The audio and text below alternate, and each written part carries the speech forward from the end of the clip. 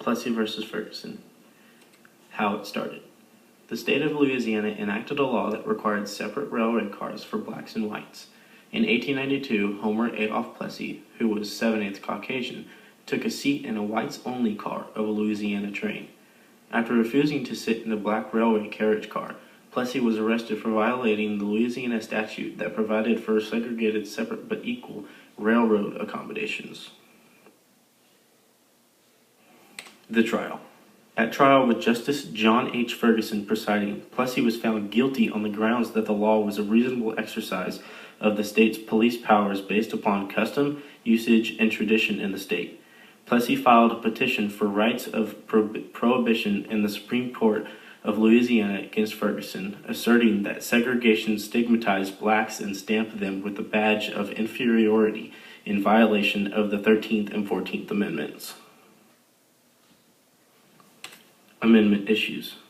The 13th Amendment. The statute does not conflict with the 13th Amendment. The 13th Amendment abolished slavery and involuntary servitude, except as a punishment for crime. Slavery implies involuntary servitude in a state of bondage. The 13th Amendment, however, was regarded as insufficient to protect former slaves from certain laws. The 14th Amendment. The proper construction of the amendment involves a question of exclusive privileges rather than race. Its main purpose was to establish the citizenship of former slaves, to give definitions of citizenship of the United States and of the states, and to protect the privileges and immunities of citizens of the United States from hostile legislation of the states. After the trial.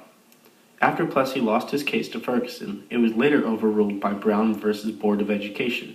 Justice Warren wrote the opinion for an anonymous court holding the separate facilities which segregate based on race are inherently equal. Cited page.